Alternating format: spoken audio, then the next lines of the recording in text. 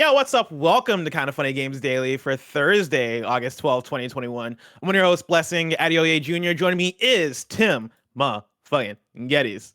Blessing and Tim on a Thursday. On You a rarely Thursday. see it. You know, I've been missing you on Mondays. I'm gonna say I've been having a real good time with Janet. It's been a lot of fun. Yeah. All right. Here's the thing. I appreciate Janet because it was me and Janet yesterday. And I haven't gotten as much of a chance to host one-on-one with Janet. I know I'm very much looking forward to this fall where it's just me and her on PS I Love You XOXO. But it's that thing where every time it's me and her one-on-one on shows, I feel like there's a magic there. Yeah. And I don't know if that's the Janet magic. I don't know if that's the Janet Bless magic. I know you and Janet got a thing going on Geddes, Tim and Janet Mondays. Mm-hmm. But yeah, it's magic, man. I love it. And I of course, gotta love the Tim and Bless shit too. So let's bring that magic on a Thursday. Thursdays have been Tim and Tam for a while. But let's bring some Thursday energy.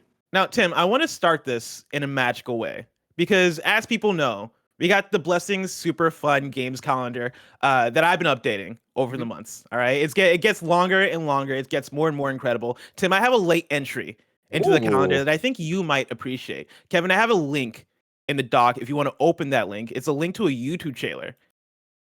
I don't even want to tease what it is until Kevin brings it on screen. I'm sorry, give me 2 seconds. Of course, I don't have the folder open yet. Here we go. I got it. Now, Tim, before we even get into it, do you have any guesses on what this game might be?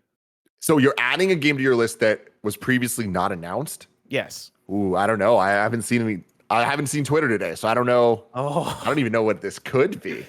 I'll tell you this. It's along the lines of a Hot Wheels Unleashed. Oh, hell yeah. Let's go. A game that shouldn't look this good. 2021. That might end up being a Game of the Year 2021 contender. Kevin, go ahead and play that trailer. I've always dreamed of this day. Show me what you've got. Oh, just wait for it. Oh my god. Just wait for it, yo. Is this a fucking Nerf first-person shooter? It 100% is.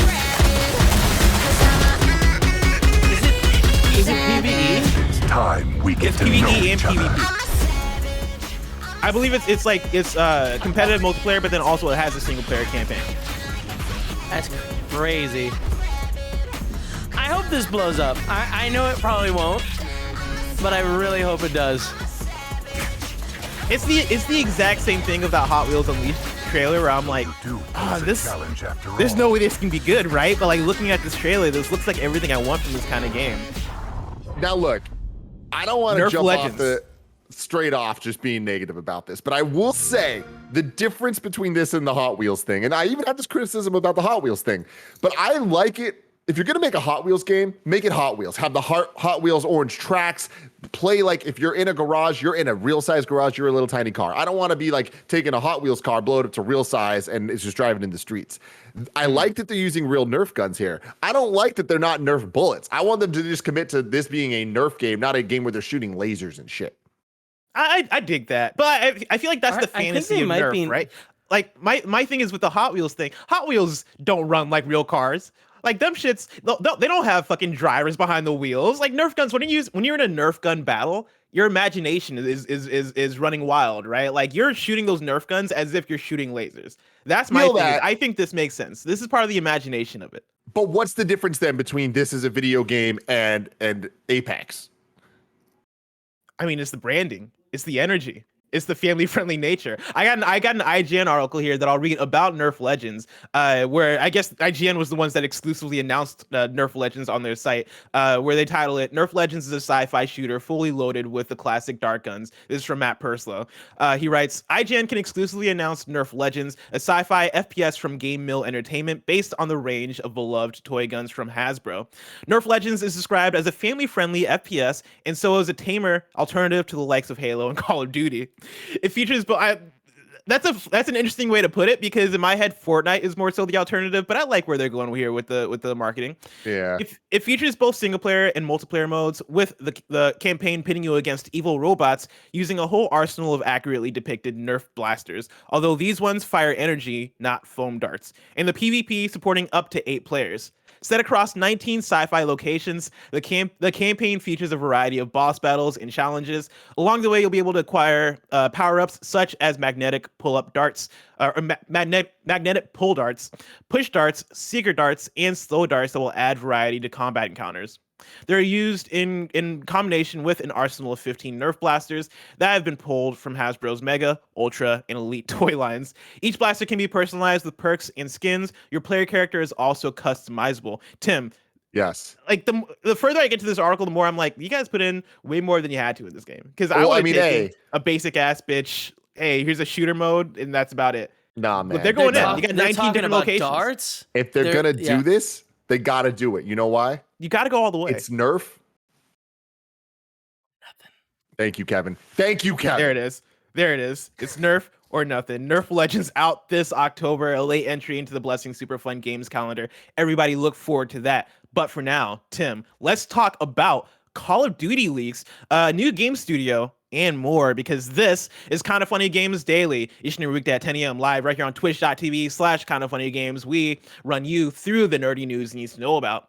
If you're watching live, you can correct us when we get stuff wrong by going to kindafunny.com/you're wrong.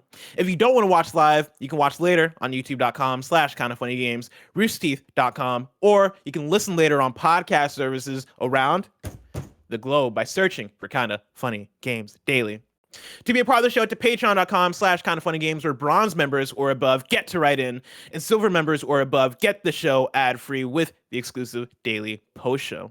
Housekeeping for you. Monday, Kinda Funny is hosting the Marvel's Avengers War for Wakanda Launch Party. That's right, starting at 10 a.m. Pacific time over on twitch.tv/Crystal Dynamics. Greg and Miss Marvel herself, Sandra Saad, will be hosting 2 hours of gameplay, dev insight, and cast interviews. Yes, Black Panther himself, Christopher Judge, will be there, and you should too, Monday at 10 a.m. Pacific time on twitch.tv/Crystal Dynamics. Tim, fun fact for you. I learned this earlier this week, just randomly while searching through the internet. Christopher Judge was also in Def Jam Vendetta. Really? Just a fun fact for you. Yeah. I don't know exactly who he played. All I know is that he was a voice in that game. And so if you're a Def Jam Vendetta fan and you're a fan of God of War, guess what? Boom, surprise, Christopher Judge in both. Dude, I went down a rabbit hole. I think it was last week when Janet and I were on one of the shows and we were talking about portable systems, and we were talking about that portable PS2 that somebody made. I went down a rabbit hole on YouTube of looking at old PS2 games, which of course led me back to NBA Street Volume 2. And I'm watching this. I probably watched like 40 minutes straight of just people playing NBA Street Volume 2, just hearing the sounds. The sound design of that game is impeccable. The way that like the game breakers and all that stuff, when it just like it ratchets up with the record scratches, I'm like, yo, there's something so special here. The DJ saying the same 5 things over and over and over, but it didn't matter because they were hype as Oh my shit. God. Bobito Garcia, aka DJ Cucumber Slice. That was my guy. That was my guy back in the day. I love DJ Cucumber Slice. Shout out to him. What's he up to nowadays? We also got a new episode of the Kinda Funny Gamescast live right now. We have on Luis Antonio 12 minutes, and we played 12 minutes of 12 minutes. It's an excellent episode, and it's up right now on youtube.com/KindaFunnyGames and podcast services around the globe. And I cannot recommend that one enough.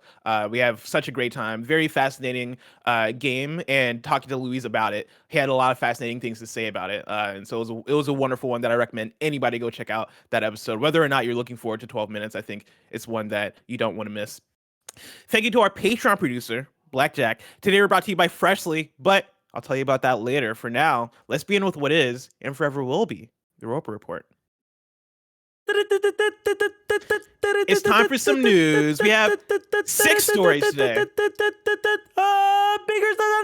Starting with our number 1, Call of Duty Vanguard has been leaked once again. This is from Liam Wiseman over at IGN.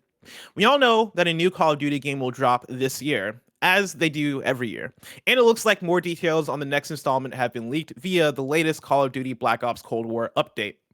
The news comes by way of Charlie Intel, which says the leak seemingly confirming the reported title of Call of Duty Vanguard was discovered in the latest Season 5 update for Call of Duty Black Ops Cold War, including artwork, the game logo, and perhaps most interestingly for fans, mention of an open beta. Fans quickly discovered the leaked material through data mining the game files for the latest update. Vanguard does indeed look like another World War II inspired setting, given the clothing and guns the characters are using. This seems to confirm the report from earlier this year, which countered ideas that the game would be set in an alternate timeline in which World War II hadn't ended. Once leaked, the images quickly began to make the rounds on social media, particularly Twitter, though Activision has been quick to begin taking down many of the leaked images from websites. The leaks suggest the game will receive 3 editions, similar to those Black Ops Cold War received: Standard, Cross-Gen, and Ultimate. A screenshot detailing an early access open beta was also discovered, likely available for players that pre-order the game. Activision has yet to comment on the leak, but if the game is scheduled to launch this year, it's likely to not be too long before an official announcement is made. The company is currently embroiled in a lawsuit regarding multiple acts of sexual misconduct, harassment, and misogyny, which has led to staff walkouts and some senior staff leaving the company. And Tim, the last few weeks have definitely not been Activision Blizzard's week. This is the continuance of that, I guess. The continuance being a word I just made up just now. Yeah. But yeah, none of this is really a surprise. This all makes sense. This all tracks with Call of Duty. My thing is, coming off of that last paragraph right there, talking about the sexual misconduct, harassment, and misogyny, the lawsuit around that. I wonder how Activision talks about this game. I wonder how they market this game. I wonder how, leading up to the release, they go about actually trying to get this thing out the door. Yeah, I mean, I think the sad reality is I don't think that it's going to affect too much with that from a plan perspective, from team's perspective of so many staff walkouts and stuff. Will they just not do the jobs they're being asked to do because there's more important shit to deal with now? I think that's kind of where this is at in terms of the rollout for this Call of Duty. Everything's up in the air. Everything's been weird the last couple of years because of the situation we're in. So it is a little bizarre that we've never been this late to not have details officially out about a Call of Duty game that you got to imagine is coming out within the next couple months, right? Yeah. So, yeah.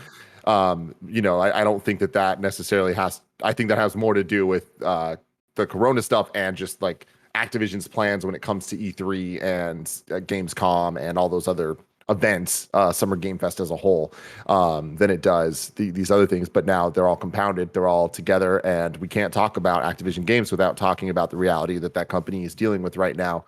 And again, that's our job as reporters on this stuff to bring that up because it matters. And I think that we'll see how this all ends up coming out. I think in terms of just talking about the game, I'm a little surprised they're just going back to World War II again so soon. But I also don't know what else you'd expect from Call of Duty at this point. That kind of just feels like there's been so many iterations and so many versions of warfare that it's like, all right. Yeah, I think that's kind of the interesting predicament they find themselves in when trying to greenlight whatever the next Call of Duty is over the last decade and a half, Call of Duty being the thing and Call of Duty being annualized, they've ping-ponged back and forth from being, all right, we're going to tackle World War II. All right, we've done that a lot. Let's do future warfare. All right, let's do modern warfare. All right, let's go back. And there's only so much you can do with that Call of Duty setup. What are they going to do? Go even more into the future? It's definitely a difficult thing to try and be creative now with Call of Duty and do something that people aren't expecting. And so for them going back to World War II, I guess for them the thing is alternate history. Let's try and Wolfenstein it in a way and try to make it something that is familiar but unfamiliar. So that way we can make it interesting. Yeah. But that is hard to do. I do wonder what, for a decade now, we've kind of pondered the sales of Call of Duty. And, to be honest, I feel like a lot of games media never really gave Call of Duty the credit of what it was. And it was always kind of like the, I'm blanking on the words right now, but kind of the pro shooter. The sky is falling type thing where it's just Call of Duty is not going to be number one forever. It's eventually they're going to stop being able to hit it. And it's here we are with Black Ops 4 with the 4 Roman numeral eyes next to each other. We're like, how the hell did we get here? We're so far down this, but it's still number one. Mm-hmm. Is this the year though? Is with everything And I don't think that the lawsuit stuff's going to affect sales that much, but I think it will affect sales to an extent. On top of the kind of sameness of, okay, World War II again, we were just there. It feels like 2 years ago, I think, right, with Call of Duty. On top of the fact that competition and there is more than ever.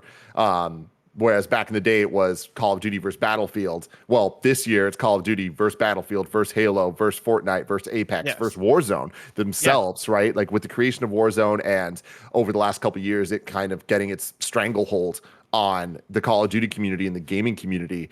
Is there a place for a full price retail Call of Duty game? The answer is yes, but is that lessened, and how much so? And I mean, if I had to give a say, I'd say that has probably lessened, especially with the release of Warzone. People have an avenue where they can just jump into a Call of Duty for free, and Warzone is the thing that is in vogue. Battle Royale is the thing that is in vogue, and Call of Duty for now is going to continue to be successful, right? I don't know if it's going to continue to have the same numbers that it's always had, given what you're talking about. It reminds me of the same fall where we got a Call of Duty, Battlefield, I think it was Battlefield 1 and then Titanfall all in the same fall. And the victim there was Titanfall. Titanfall 2, the sales there weren't there because EA kind of fucked up the timing of that release, especially with Battlefield, a game that they also own. But looking at this fall is even more competitive than that fall, right? Like you got Halo Infinite, the multiplayer for that is going to be free to play. You got Battlefield 2042, which is going for a similar like hardcore war setting in with a premium $70 release, right? That is going to be next gen, or I guess current gen, new gen, and old gen. You got Fortnite, you got Apex, you also got games like Splitgate. There are so many avenues in which people can play multiplayer shooters, whether it be arena, whether it be a war shooter, or whether it be a battle royale, that this fall more than ever, I think Call of Duty, it's Call of Duty's year to, kind of lose it or get damaged a bit. Call of Duty, still Call of Duty. So it's hard for me to imagine that it isn't the best selling game this fall. But if there's any fall that's going to happen, it might be this fall, but that is a wait and see kind of thing. Yeah, man. And it's going to be really interesting when we are looking at this landscape now where so many of the games we're talking about are to some extent free or subscription based for subscriptions that a lot of people have, like Game Pass. Like with Halo making its return, and from everything we've seen from the multiplayer side, it seems to be the biggest deal in Halo we've had in a decade. On top of the continued success of the other things like Fortnite and Apex, blah, blah, blah, continuing down that path, we have the Battlefield going for something truly different, where it's massive, it is epic, it is such a grand scale that you're not getting in any of these other games. It's like, what does Call of Duty Vanguard have to offer? And that's not just, it's a new Call of Duty, which granted is enough for millions of people. But when you're comparing it to all these other things, they're going to look at it like, we have these games that we're playing for free. If I'm going to buy one game, I'm going to buy this. Or is it going to be like, why would I buy this when I have all these games that are similar enough to play for free? What do you think is the worst case scenario for Call of Duty this fall if it doesn't hit the way that it needs to? Because for me, when I look at Call of Duty and I think about Call of Duty over the last decade, I think the sentiment around Call of Duty has kind of always been, yeah, they're kind of coasting. Like they put out quality games, but not games that feel for much of the audience that special or that dynamically different or something that's worth putting on a pedestal, right? Like there, you mentioned like games critics and games media, not being as putting as much focus on Call of Duty as something that is dynamic or different or whatever. If Call of Duty Vanguard comes out and their reveal very much is, here's another Call of Duty, like it's World War II, it's the modes you like, but it is very much a run-of-the-mill average Call of Duty game. I mean, do you think that does anything to how Activision starts to treat the Call of Duty franchise, or is it very much business as usual? Hey, we're fine with this. Hey, let's just do the same thing next year. I think it's business as usual for right now, and I do think an important thing to note is the fact that Halo's like Xbox only, right? So the PlayStation audience is huge, especially when you're looking at PS4. So I feel like until we see the pure shift over to games being next gen only, that's when I think this conversation gets more interesting about what Call of Duty actually starts to do to differentiate itself, or kind of maybe not even differentiate itself, but just prove its worth and value in 2022, 23, 24, whatever it looks like. Hmm.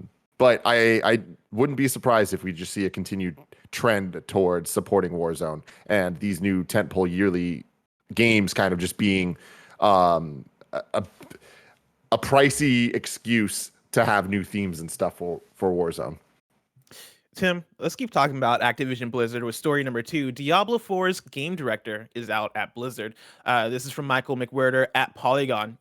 Veteran Blizzard Entertainment developers Luis Barriga, the director of Diablo 4, and Jesse McCree, one of the game's lead designers, are no longer employed at the game company, Kotaku reported on Wednesday. World of Warcraft designer Jonathan LeCraft has also reportedly left the company. Activision Blizzard confirmed the departures in a statement to Polygon, quote, "We can confirm Luis Barriga, Jesse McCree, and Jonathan LeCraft are no longer with the company," an Activision Blizzard spokesperson said. Quote, "We have a deep, talented roster of developers already in place, and new leaders have been assigned where appropriate. We are confident in our ability to continue progress, deliver amazing experiences to our players, and move forward to ensure a safe, productive work environment for all," end quote. McCree, whose name was borrowed for Overwatch's Cowboy Hero, had been a lead level designer at Blizzard since 2005, according to his LinkedIn profile. He was pictured in recently published photos of Blizzard developers' so-called Cosby Suite, a nickname for a hotel room mentioned in a lawsuit against Activision Blizzard. He also appeared in screenshots of a text message thread with other Blizzard staffers about the suite. And this is, of course, part of the ongoing saga of Activision Blizzard, the lawsuit there, everything going on. I think this is good news, right? Like, get all those folks out of there. There has to be some sort of cleansing in terms of the people who have contributed to that toxic environment. We got to get those people out and replace them with new folks. And so I think this is a good news story in that sense. The thing I do want to point out is this McCree situation, because again, Jesse McCree is who inspired the name for McCree, the character in Overwatch.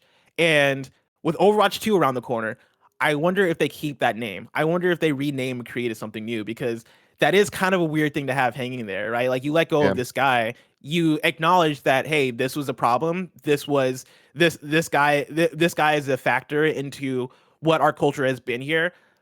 I can't imagine you put out Overwatch 2 and keep that character with that name. Yeah, man. Look, it's a complicated situation. I think that, like you said, this is good news overall. Like, this whole situation freaking sucks, and it sucks that it's going to continue to suck forever, and it's just on us to try to lessen that over time. But I think that that's what this is, right? When we think about what action items we want to see over these lawsuits and stuff, it's like, yeah, getting these people out is one of them. It is unfortunate that there's not details here on, like, did they leave or were they fired? And are they fired with giant severance packages? Like, what? But we don't know these details, and I don't know the legal side of it, and all that stuff about what it would ever even be allowed. Yeah, exactly. Like, there's so many layers to this shit that is above me for sure. But then when it comes to your conversation about the name McCree and all that stuff, it's we are in this era of the art versus the artist, and so many different layers of that conversation. I don't think it's black and white, but I do think that it is on people to make decisions on how they want to consume the art and consume artists and all that stuff. And when it comes to this, like, I imagine there's going to be a lot of people on those teams that are like, we should change the name of McCree. And I think that there's not, like, that is not that big of an issue. It's like, hey, there's a reason we're doing this, right? And we're going to do it, and we're going forward. Will that get approved from everyone above? I don't know, but that's why these type of things, we need to get new folk in there to be able to stand by their teams and stand by those decisions if that's what the team wants. Yeah, I think it factors into what we've talked about on the show a little bit over the weeks too, where we're folks who very much pay attention to the industry and pay attention to stuff going on at Activision Blizzard, but Overwatch is a very high selling game, and there are so many people that hop into that game that probably have no idea what the fuck is going on over at Activision Blizzard. And so it is that weird balance of, do we change the game? Do we change the name for the people paying attention? I for one, as somebody who loves Overwatch and somebody who has played so much Overwatch over the years, I would very much like them to change the name of McCree. I don't think keeping that name is appropriate, and I would feel uncomfortable, like, seeing that character's name in the game that way, and I would have no problem with them changing the name of McCree. But people like me are probably like a tenth of the audience. For the other 9 out of 10 of the audience that has no idea, do they see a name change and go, oh, that's weird, what the fuck happened there, and is that a big of a deal? Those are the questions that they're probably asking themselves over there right now. Look, at the end of the day, and this is something that we're going to keep dealing with forever, it's like people get offended by different things and people get triggered by different things. And if you can't be empathetic and understand that, like you should need to look into yourself and like really think about that. Because sure, you might be the minority on that, of like there's not that many people that feel that way, but you do feel that way. And that doesn't necessarily mean that they have to change it and have to listen to every single time somebody gets offended about anything. But the fact is you are offended by it. So they need to listen to that. They need to at least know that that's a fact. What they do from that, that's on them. But at the end of the day, is it really that big of a deal to change its name? I don't think so. And it's like, especially when we're talking about something like this, where it's like, even if you don't know about it, and like, look, if the team, and I'm making a lot of assumptions here, but if the team does want to push to change the name, like the people that are actually actively working on this stuff, then if they were to change the name, if people like, if above them were to argue, well, this is just bringing more attention to it. It's like, yeah, it is bringing more attention to it. It's bringing more attention to all this fucked up shit that needs to change. Yeah, and I do think there are valid options there that won't make it so that it's a super weird thing, right? Like the full name of the character is Jesse McCree. You can change the name to Jesse, right? Like you have options. You have options like that. You can rebrand him as something new, give him like a superhero name, make him Cowboy Man, or just make him Cowboy Man. Just make him that. Like you can find ways to do it that aren't going to be super wild and out there, but it is. I mean that again just comes back to the complicated nature of it, and like how game development works, how communities work, how this stuff works, but it's an ongoing process. Tim, Totally. Let's talk about something a little bit more exciting, like story number 3. Say hello to a new game studio. This is from Mike Wilson at Bloody Disgusting. Seeing as 9 Inch Nails' Trent Reznor dabbled in video games with his classic score for Quake, bandmate Robin Fink, who has also been involved in scoring video games, has now decided to dive further into the medium. Announced today, Fink has teamed up with AAA game development veteran Corey Davis, who you know from Condemned, Fear, and then Spec Ops: The Line, to found art house game development studio Eyes Out. The Los Angeles-based studio, quote, taps into a shared love of video games and building atmosphere through the imaginative use of audio and visuals, end quote. Both Davis and Fink are no stranger to music, video games, and horror. In addition to the previously mentioned titles, Davis has also worked as creator and composer of the breakout hit Here They Lie. Likewise, Fink has contributed to No Code's Observation and Devolver Digital's Knocked. In a press release, Davis explains that he met up with Fink while finishing up work on Here They Lie. Quote, we instantly started working on some prototypes I had in development at the time, and together we launched straight toward something unexpected, explains Davis. Quote, Robin's vibrant and boundless approach to the creative process drives our work far beyond my previous experience. It's such an exhilarating trip to venture into the darkness together, end quote. The team is already at work on its first project, a single-player, immersive, cosmic horror game with, quote, strong environmental storytelling elements, end quote. More information on the title is expected in the coming months. Tim, cool. Does this excite you? I mean, yeah, like all the names being talked about here, like really talented people with clear visions and a cosmic horror game. Sounds really rad. Definitely love seeing this. I think the world is primed for indie studios to succeed more than ever. So this sounds awesome. I hope that the project comes out in the next couple of years and is rad. Yeah. I like weird shit like this, right? Like I a few weeks ago we talked about a movie director starting a video game studio, and it's one of those things where it's easy to be skeptical because you look at that and you're like, what the fuck do you know about making video games? But on the other hand, I do like the idea of taking weird creative backgrounds and applying them to video games or applying them to something different and seeing how that works. They talk about having a focus on music, and to get this dude from 9 Inch Nails in to make to work on a game that is going to have a quote unquote focus on music, right? Like, I want to know what that looks like. What does a cosmic horror game look like when it has a fucking banger ass soundtrack from 9 Inch Nails, right? 9 Inch fucking nails, dude. Yeah, yes. like, let me see that. Let me hear that. And also the cosmic horror game with strong environmental storytelling elements. I want to know more about that. Is that going to be a Dead Space like game? Is that going to be more like a Bloodborne kind of thing? Like how does the cosmic horror like what is their take on cosmic horror? Is it going to be something that harkens back to what we know, or is it going to be something that feels brand new and different for the medium? That to me sounds cool. Totally.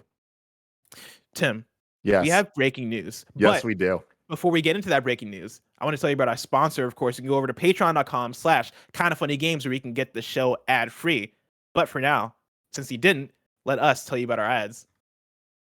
This episode is brought to you by Freshly. Dinner time can be chaotic, but with Freshly, it's easy. The chefs take care of your meals a few nights a week and take the pressure off of you. Cool Greg knows all about this. He's been getting Freshly. He's been loving it. Doesn't need to cook anything. He just gets it served here. He opens it and he's eating fantastic stuff. He was telling me all about this sausage baked penne and I was like, man, that sounds good. It sounds damn good. Freshly offers quality meals without the hard work of prepping, cooking, and cleaning. Freshly offers chef-made, nutrient-packed, delicious meals delivered fresh to your door, no cooking required. Ordering is easy. You just go to freshly.com and choose from over 30 delicious, satisfying, better for you meals like steak, peppercorn, the sausage baked penne I was talking about, or the chicken pesto bowl. Right now, Freshly is offering you guys $40 off your first 2 orders when you go to freshly.com/games. Stop stressing about dinner. Go to freshly.com/games for $40 off your first 2 orders. That's FRESHLY.com/games for $40 off your first 2 orders. Tim, we got some breaking news coming from over on Kotaku, written by Zach Zweisen. The GTA Remaster trilogy appears to be real and is coming to Switch. After months of rumors and speculation, Kotaku has learned from sources that Rockstar Games may be remastering 3 classic Grand Theft Auto games. Currently, it appears these games will be released later this fall for a multitude of platforms, including the portable Nintendo Switch. For the past year, rumors have swirled on Twitter, Reddit, and various message boards that Rockstar is working on remakes or remasters of classic PS2-era Grand Theft Auto titles. These rumors only grew in popularity as Rockstar's parent company, Take-Two Interactive, used DMCA takedowns to remove classic GTA mods from the internet, while announcing that the publisher had 3 remastered games in development. While Kotaku can't confirm what all of those teased remastered titles specifically are, we can confirm via corroborating details from 3 sources that GTA remasters are currently in the final stages of development. Kotaku has reached out to Rockstar about these remastered games and the future GTA re-releases, but our sources have so far had reliable track records that have alerted us to updates in GTA Online and Red Dead Online weeks, if not months, in advance. According to these sources, Rockstar is actively developing remastered versions of Grand Theft Auto 3, Grand Theft Auto Vice City, and Grand Theft Auto San Andreas. All 3 of these games are being remastered using Unreal Engine and will be a mix of, quote, new and old graphics, end quote. One source who claims to have seen a snippet of the games in action said that the visuals reminded them of a heavily modded version of a classic GTA title. The UI for the games are being updated too, but will retain the same classic style. No details were shared about gameplay, but Kotaku has been told those remakes are trying to stay true to the PS2 era GTA games as much as possible. And Tim, I couldn't be more excited and happy about this happening. The GTA Classic trilogy from GTA 3 to San Andreas are some of my favorite games on that platform, and remastering them I'm all about, especially bringing them to Switch.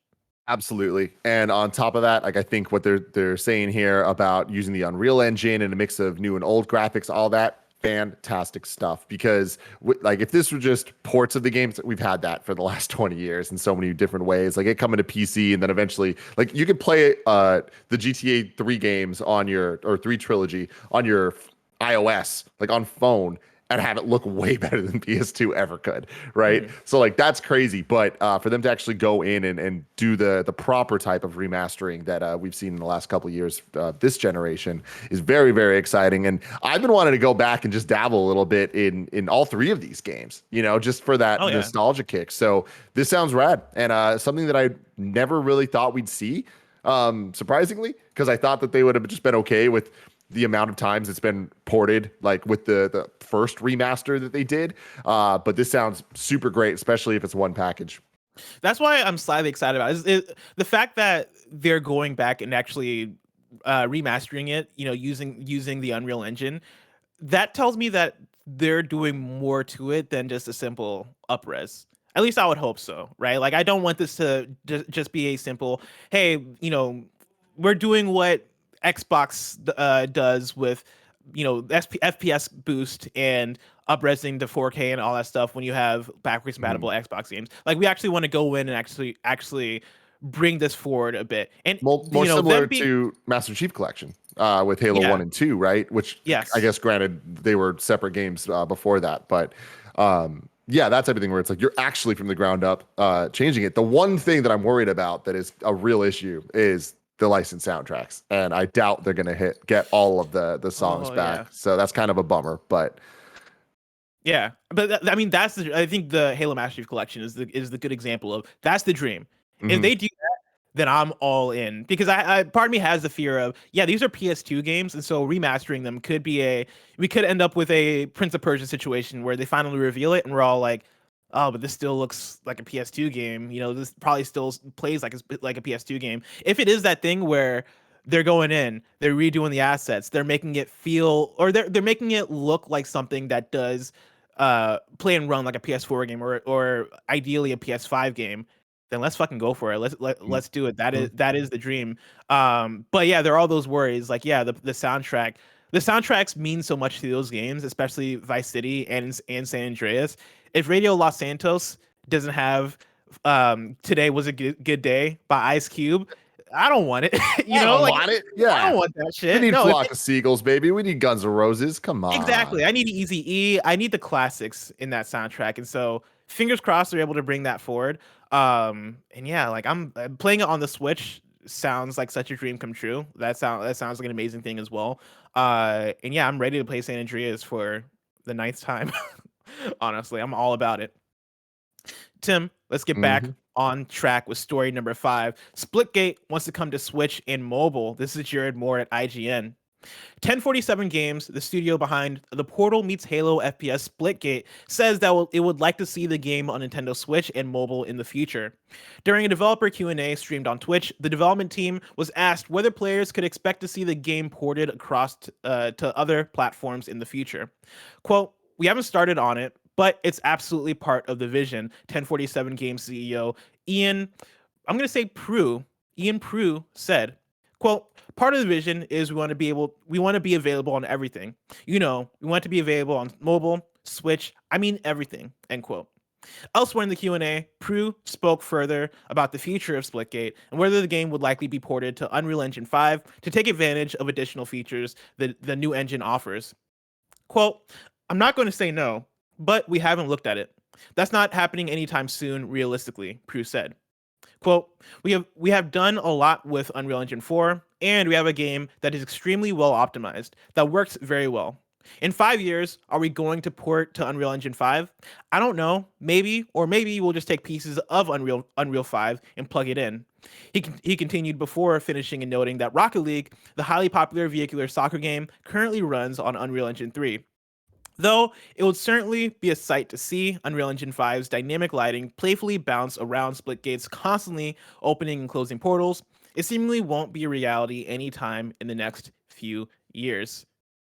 I'm all about this. Splitgate is a fantastic game, and them trying to bring it to Switch and mobile makes a lot of sense. We've seen a lot of games, a lot of first-person shooters, not a lot of new ones, try to make their way to multiple platforms, and it working out. Like Apex runs on Switch, along with games like Overwatch. We have Call of Duty mobiles, we have Fortnite on mobile, and we've had games prove that can work. With Splitgate, playing it on PS5, it is not a super graphically intense game. I don't play this game and go, how the fuck are you gonna put this on Switch? I play that game and go, no, this game can probably work on Switch. It's not doing all that in terms of graphical fidelity. That game is all about the fun and all about the one thing that might be hard from a making this game run perspective might be the portals, honestly, because doing something like that technically is a challenge, because when you throw a portal up and you're looking through a portal, but you also are existing in like your own frame of existence within a game, you're causing the game to run 2 different instances at the very same time on the same screen, which is a technical challenge. So that might be the thing that they had to figure out. But I would assume if this is their vision, then they're on their way to doing it. And I think the more they get this game out there, the more they're able to get this game on different platforms, and the more they push crossplay and push the free to play right now. This game is going to be popping. This game is going to be popular. This game is going to be big for them. Yeah, man, it's really cool. We talk about it a little bit more on the Gamescast that just came out on youtube.com/kindafunnygames. But Splitgate's a game that we played a while back. We did a party mode a couple years ago, and the developers came to the studio.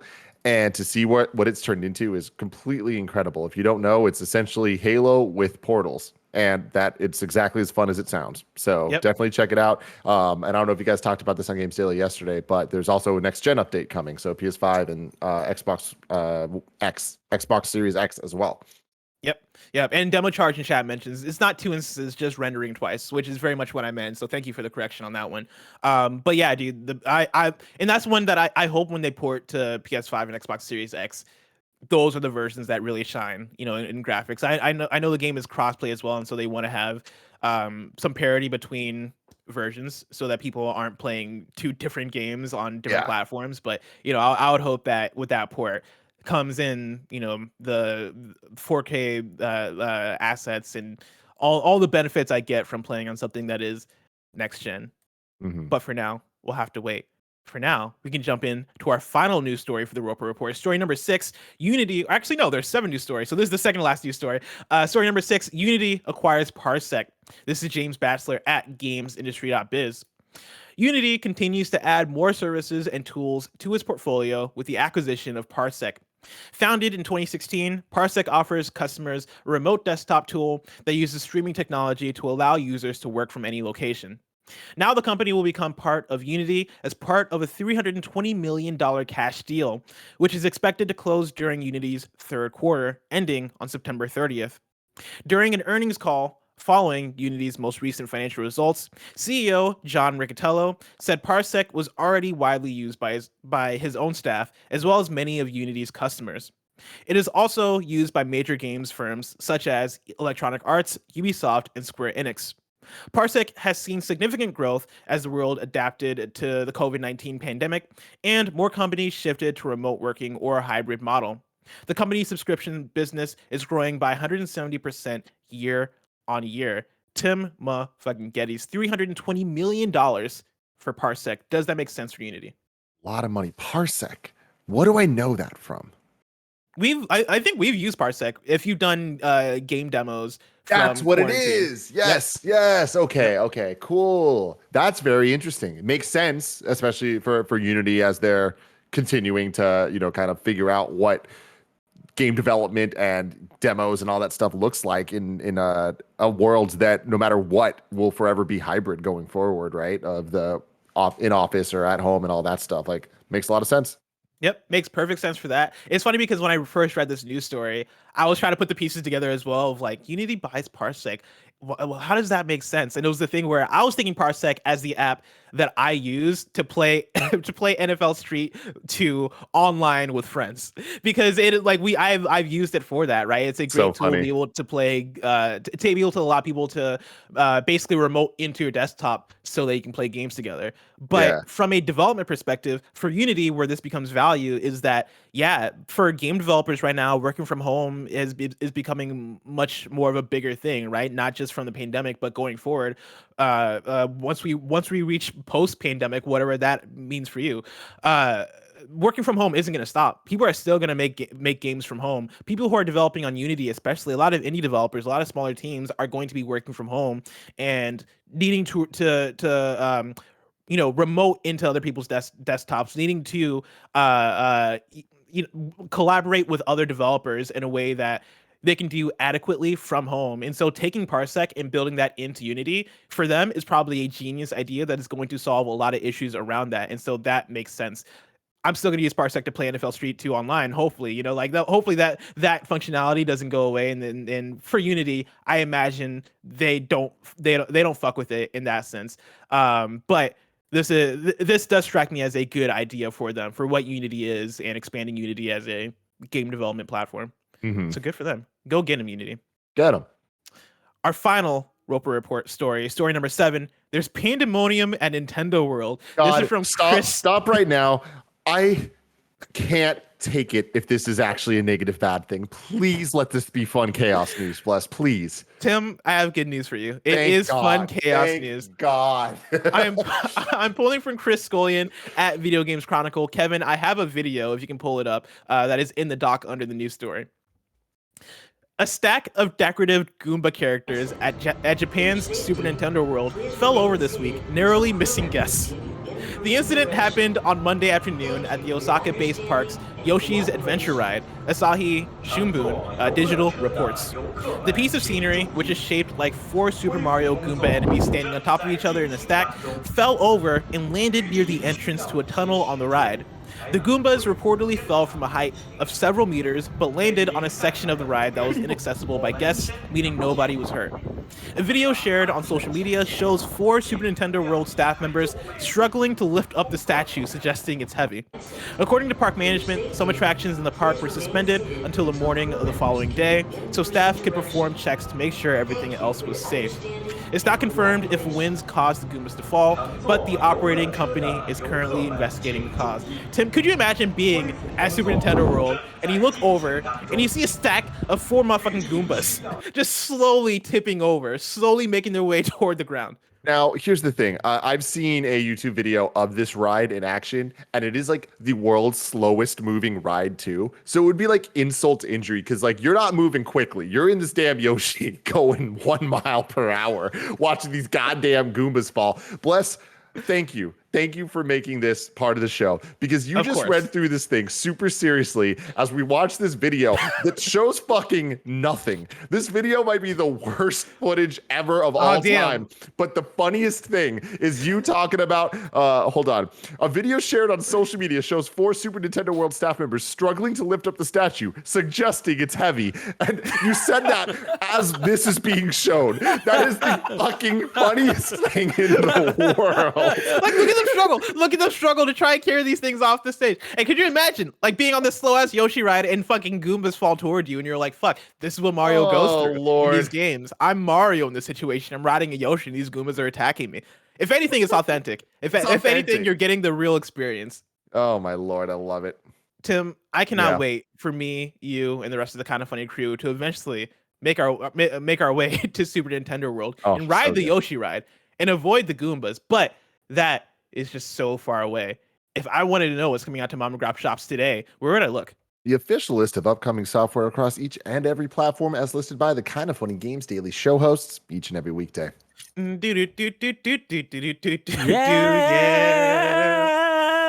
I'm laughing at the suggesting it's heavy.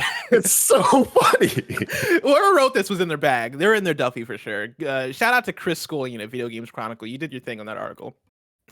Out today, we did ads, right? Yeah, we did do ads. Out today, we got the plane effect for PS5, Xbox Series X, Switch, and PC. We got Faraday Protocol for PS4, Xbox One, Switch, and PC.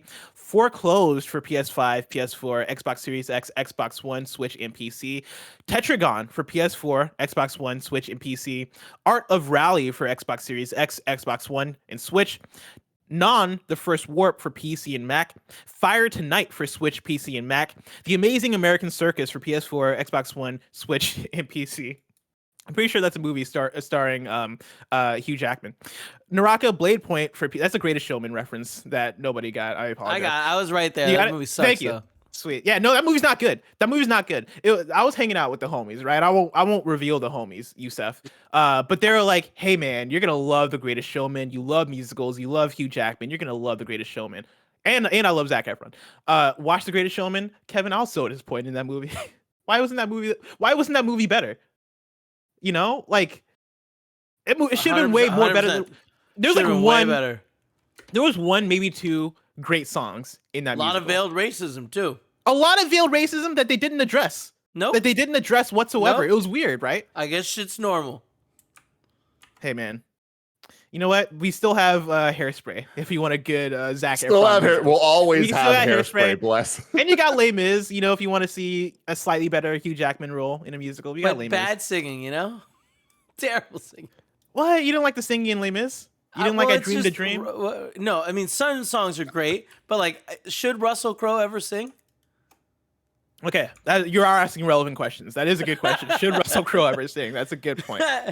We also got Naraka Blade Point coming to PC. Love Esquire is out for Switch. Poker Champion Texas Hold'em is out for Switch. Ooh, how do I pronounce this one? Fatan, FHTAGN, Tales of Creeping Madness is out today for Switch. Dinosaur Fossil Puzzle is out for Switch. One Deck Dungeon is out for Switch. And then Doctor Who, The Lonely Assassins is out today for Switch. Listen, I see people in chat that take issue with my words about The Greatest Showman because I said it has two good songs. It's here. I can tell you the two good songs in that movie. It's the song where the girl is on stage singing. You know the one. That was a very good moment in the film. And then it's the song where it's Zac Efron and Hugh Jackman, where they're in the bar, and Hugh Jackman is telling Zac Efron that he should join his scam. Those are the two good songs in that movie. Everything else was very average. Very average. Yo, all right, fight me. This game FHTAGN. I was like, what the fuck is that? So I Googled it. Kev, can you do me a favor? And can you just Google that and show the response, like show what pops up on Google? I love that Youssef is in chat. I didn't realize Youssef would be watching this show live. I fucking just roasted the hell out of this movie that Youssef specifically recommended for me, and he is in chat. Youssef, you weren't supposed to see that. I apologize, but I mean every word that I said. Youssef said you can't condemn The Greatest Showman. You can't condemn The Greatest Showman for how it handles racism and then praise Hairspray. Hairspray was ahead of its time. All right, Kevin, I'm looking at this thing that you're showing, but it's very it's very hard to see. Yeah, I mean, bless. What am I looking can you at right read now? This? No, I cannot. It's very low res for me. I'm gonna slack you. Just Google what I'm slacking you. Okay. Okay. I mean, it's not in English, you know. It's just like, I just want to say, I was trying to figure out what this word meant, and then Urban Dictionary gives me this response. I'm looking it up. When I type in it on Google, the game does immediately pop up. What the? Ooh, wow. So then I looked into it. It's Cthulhu's language from H.P. Lovecraft, and I'm like, the ancient ones. There we go. There we go. Shit. So this phrase roughly translates to, in this house at Relay, dead Cthulhu waits streaming. So there you go. There you go. All right. Well, there you go. You learn a new thing every day. New things such as Hairspray, way better than The Greatest Showman. 100%. New dates for you. We got Guild Wars 2, End of Dragons, first beta. That begins on August 17th. Shelter 2 launches on September 21st on Steam. The Magister, the murder mystery card battler, will launch September 2nd on Steam and Nintendo Switch, and September 3rd on Xbox One. Oh no, somebody just joined the chat. Who is? Oh, okay, it's Roger McCorney. I thought it was Youssef McGee for a second. I was like, oh no, am I gonna have to battle this man? He's gonna beat us up. Oh no, God, no, not Youssef McGee. You got really scared there for a second. What's up, Raj? Hey, oh no, it was just post show. He's here for the post show. Oh, okay, for a good time. Here early. And then Frostpunk 2 has been announced for PC, and then Splunky 1 and 2 for Switch will launch on August 26th on the eShop. Here's the thing, all right? If Youssef McGee did pop into the chat, I would be scared, because Youssef McGee, a very capable man. That man has muscles. That man has biceps. Capable man, yes. A very capable man. He's also one of the nicest people I know, and so like I know one he of the smartest and craftiest. It's like, don't fuck with Youssef. Y'all just don't fuck with Youssef. He's like he's like a nice Lex Luthor. Both? He's like a Lex Luthor where everything went right. The nice Lex Luthor, dude. Oh my god, I love it. The Lex Luthor where everything went right. Yeah, like Lex Luthor, but like his parents loved him, you know. Like, and he also took the superhero serum. So Lex, imagine Lex, but you know, Lex, who like halfway through the first comic was like, if you can't beat him, join him. I'm gonna become a superhero. Tim, I know you're not a big Superman fan, but Lex is very, very like top of physical shape. Like that's a big thing in his character of like he likes to be very fit to prove what the like peak of humankind is. Doesn't he sometimes get some alien DNA in him? You know what I mean? All up in there. No way. Lex Luthor would for what I know about Lex Luthor, which is very little. I watched Batman v Superman. Lex Luthor wouldn't let alien DNA. That's a bad interpretation of that's hypocritical, right? He hates Superman because he's an alien. All right. Well, I'm just telling you what I know. I'm just telling you what I know. I'm just telling you. You know, I mean, I read one book once. Come on. Okay, fair enough. Wait, Roger, which book was it? Why are you gonna ask him questions? It was Mice of Men. Mice of Men. Hell yeah, that's a good one. That's a good one. I've never read that one actually. I've read Lord of the Flies. I've read that one. Lord of the Flies. It's dope. Of Mice Man, I People- like it. You know what I mean? Yeah, people used to call, there was a character named Roger in there, but people would still make fun of me and call me Piggy. You know what I mean? I didn't even get the sad part. Do you know what? This is gonna clue you in. That defeats him. Tim is done right now. No, that's good. One that's gonna clue you in, since we're talking about all books that we probably read in high school. The one book that I decided to read. Well, I decided to read 1.5 books in high school, right? Out of all the assigned reading. The one that I read because I actually enjoyed it some way, and this is going to clue you into the type of kid I was. Catcher in the Rye. Yeah, that was no my one's shit. Surprised, bless. Catcher no in the one Rye in was the my fucking shit. world is surprised. In high school, I was like, Go hang out man, with Michael Cera, okay? This one He goes would places. love to. He would Because love Michael Cera to. is a fantastic actor. I love. Look, I am more on Bless's side of the Michael Cera thing than anyone's, but I love that that's even a side to begin with. Like, Blessing what's is wrong the with Michael biggest- Cera? So much. He's such a bad actor. I'm gonna Oh, say he's it. not. He's not a good actor. He just keeps getting he just keeps getting casted in the same role. Because it's the only thing he's good at. That's like being like Idris Good Elba. at. That's like being like Idris Elba is a bad actor because he always plays the tough British guy. It's like No, that's he plays different roles. You remember when he was like what movie is Idris Elba not tough? Well, I mean that's a different question. You know what I I'll mean? wait. I don't know his full filmography. You can go to kindafunny.com/you're wrong to let us know what we get wrong. Yeah, you can. But before we even get there, we have a deal of the day The for you. Rebel Office, there Galaxy you is go. available for free on Epic Game Store if you want to check that out. Of course, you can go to kindoffunny.com/you're wrong, where you can write in and let us know what we got wrong as we got it wrong, so we can correct it for those watching later on youtube.com/kindoffunnygames and podcast services around the globe.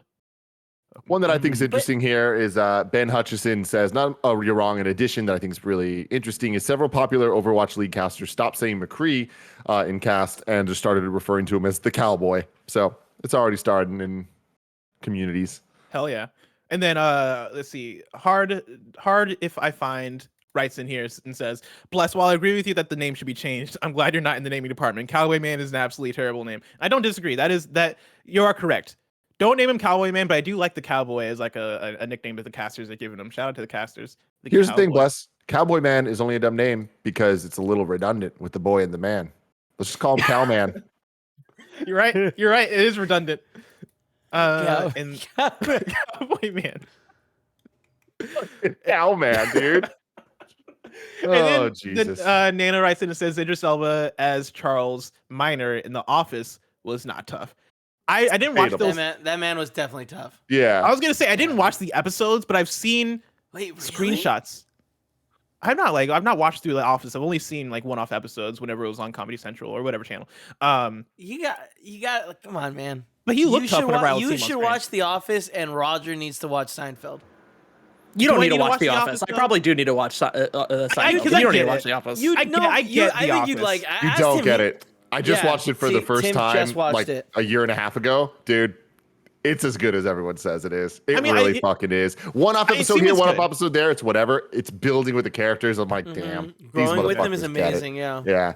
But anyways, here we are. Anyways, Cowman. today's Thursday. Tomorrow's Friday. Tomorrow's hosts are me and Greg. So look forward to that. If you're watching this live on Twitch, after this is Mike and Barrett and me starting our playthrough of Metal Gear Solid 2. Oh, so excited. Hell yeah. Can't wait for that. If you want to catch that stream later, of course, you can subscribe to youtube.com/kindoffunnyplays. For now, this has been Kinda Funny Games Daily. Each and every weekday live right here on twitch.tv/kindoffunnygames. We run you through the nerdy news you need to know about. We have a Patreon post show for those that are subbed at the silver level of patreon.com/kindoffunnygames. So stick around for that. Otherwise, until next time, Game Daily.